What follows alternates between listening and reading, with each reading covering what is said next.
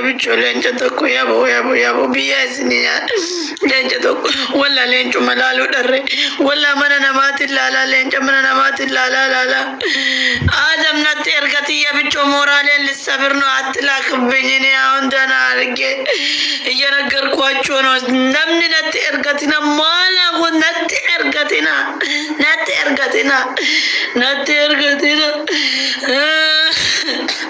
hello lunch بريميكا السلام عليكم ورحمة الله وبركاته. دكتور نصرات وكم حيانا جاي في سنة جرتو بسم الله الرحمن الرحيم. والله سبحان ربي صدقان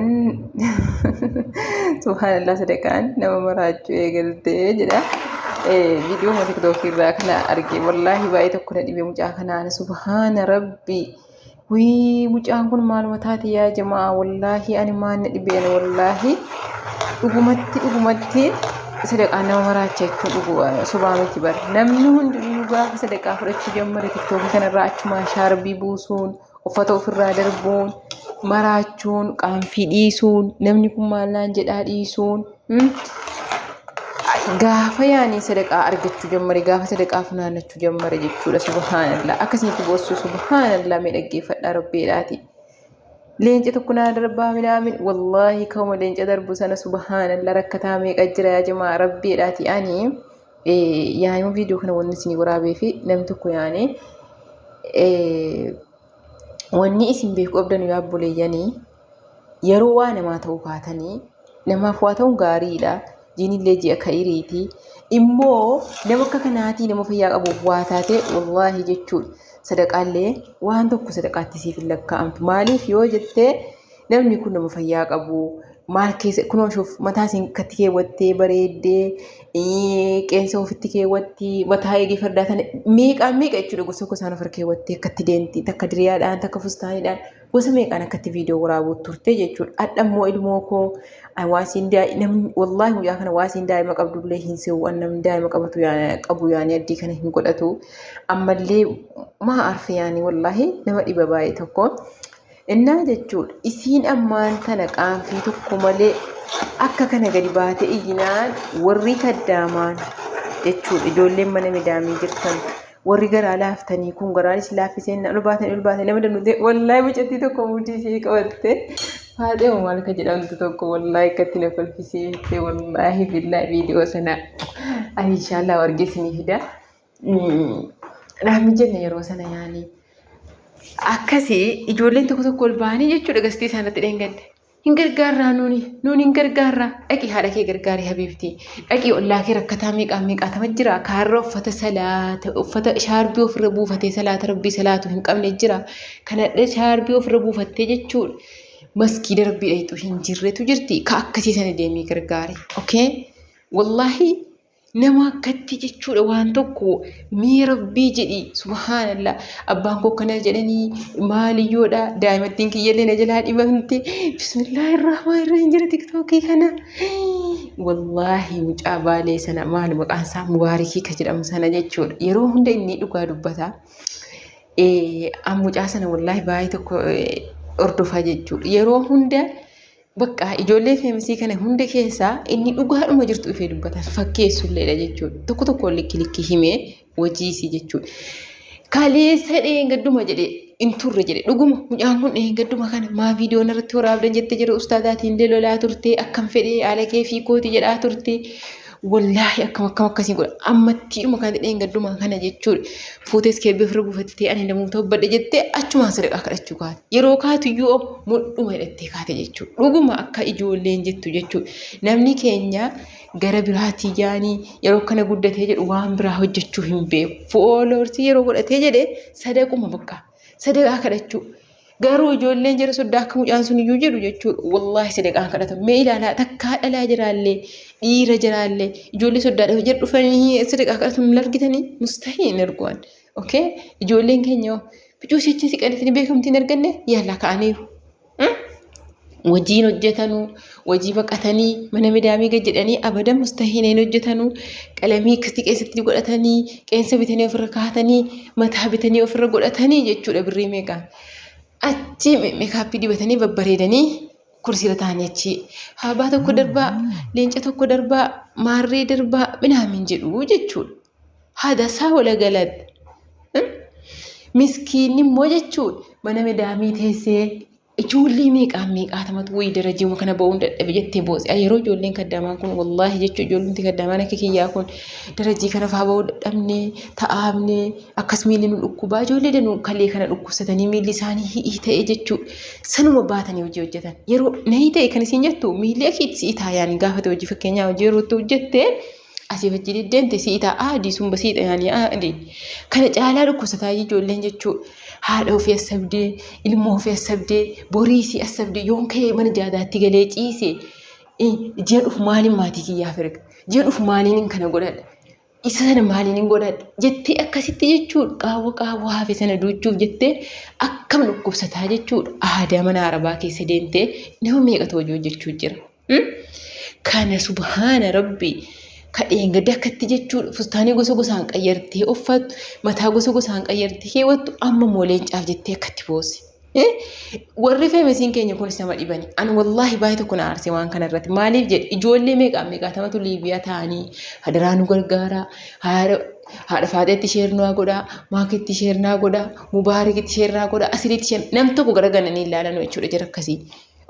Jara akka kanaatiin immoo hin gargaarredhan shuu yaanii. Namni siin gargaartan lafa guutee jira. Jara biyyaa yoo ta'e akka kana jechuu lafti sooma. Nama meeqaatamatu dhawaan itti furuu hin qabne. Nama meeqaatamatu waan nyaatu hin qabne. Argaartan jireenya biyya keenya isa nu beeynu isa hundi keenya iyyuu beeynu. Kana nama quufti jechuudha mataarra ba'e ilaa amma kanaa waggaa meeqa biyya namaa keessa teessee kanan goone kanaadha kootiin goone jetti qaanfide wallaahi billaahi kun akka kiyyatti ana maadire keef yaani masti heebadan. Kanaafuu jennaa yaa jamaa laftillee raamadaanaa maaliif hundi kana anaasa'ee fi ani isii dhaabatuu hin taane ijoollee akka kiyyaatiif ijoollee gowwaa ka gowwomsan ka jarifee misi akkana godhaa jennaanuma dhaga'antu jiran jaraafanii viidiyoo kana waraabuu jira isin yaa obboleeyyanii akkasina taatanii kaatanii ri'aala keessan akka nam tokkotti itti bilaashan baaf yoo baaftanu yoo kennitanu eenyuuf kan isin kennitan rakkataa ka shaaree irra taa'ee ka waan nyaatu waan dhugu hin qabne ka waan tokko hin qabne nama akkasiiti yoo kennite sawaaba argatte rabbii keerraa sana ta'uu baannaan immoo abbumti fedhe dhufee akkattee siin jedhee si kadhannaa jechuudha ati yoo kennite kun sawaabatti illee siin qabdu beeki waan tokko sin fayyaddu jechuudha shuf. Araadaa ta'a, qaxalee ta'a, kalaas ilaamu ta'e amma yoomitti namni ijoollee mana midaamii wallaahi miskiina ijoollee meeqa gargaarti.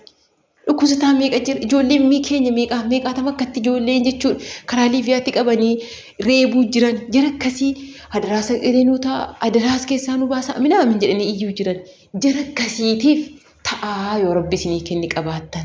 Ammallee yoo ijoollee meeqatu iyyee ka dhukkubsatanii. Nagargaaraa jedhanii ba'uu jiran. Viidiyoos akkasii ol dabarsan zimmeettanii. Namni sheriyyuu godhee koppilenkii godhuuf hin jiru jechuudha. Maaliif waan beekamtii hin qabne. Jara akka kanaa immoo zimmi jettanii akkatti ani amma ni gargaara jetti mani gaddaama mataan qabdu ol baatee. Wallaahi laazim ijoollee mana midaamii kanaa yeroo tokko na aarsaa. Yaani of hin beektu of wallaaltu wayii waan taates hin beektu waan keessa jirtu sun beektu ofii isitii guyyaa tokko jechuudha ka Dubaayin jirtu ka Suudii jirtu ka Qaxarii jirtu jechuudha gadi baatee allee kun maal akka ta'e hin beektu jechuudha miskiina. Zimmi jettee marattee kuchinaa midaamii keessa 40 saadalayti.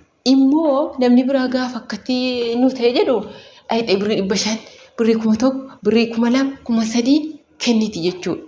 Birriin isiin mararu tokko faama ta'an qabdu jechuudha. Ka tokkotti nama gargaartu akiiran gaafa biyya galtu riyaala tokko hin qabne jirti ijoolleen kaddaamaan kunis mataan qabdu. Maqaa isa kaddaamaa nuun jedhame kan maaliif akka nuun jedhame? Nuun jedhame miti nummoo jabaannee akkam ta'uu qabnaa akkamitti keessaa ba'uu qabnaa akkamitti jijjiirree of jijjiiruu qabna jedhaati yaadaa malee haasaa namaa kana jechuudha. Abbaan fedhe asirratti viidiyoo tokko waraabee waan ta'e gaxxarashee kanaa godhaa jedheenyaan wallaahi namni buusuu miti yoo namni akkatti jiddaama kiyyatti dhiiga boo'e jechuudha. Nama akkanaatiif ani wallaahi dhiifama naa godhaa malee qalbiin nanyuun taatu jechuudha. Kanaafuu jennaan obboleeyyanii namni gargaaran danuuti jira. Nama danuusaatu jira isiniin jedha. Namni gargaaranu miskiina dhukkubsataa ka fayyaa hin qabne ka rakkataaru ka beela'aa jiru ka uffata hin qabne ka akkasii bira dhaabbadha. Ka akkasii bira yoo dhaabbatte wallaahi rabbiin akkatti hin beekne illee si gammachiisa.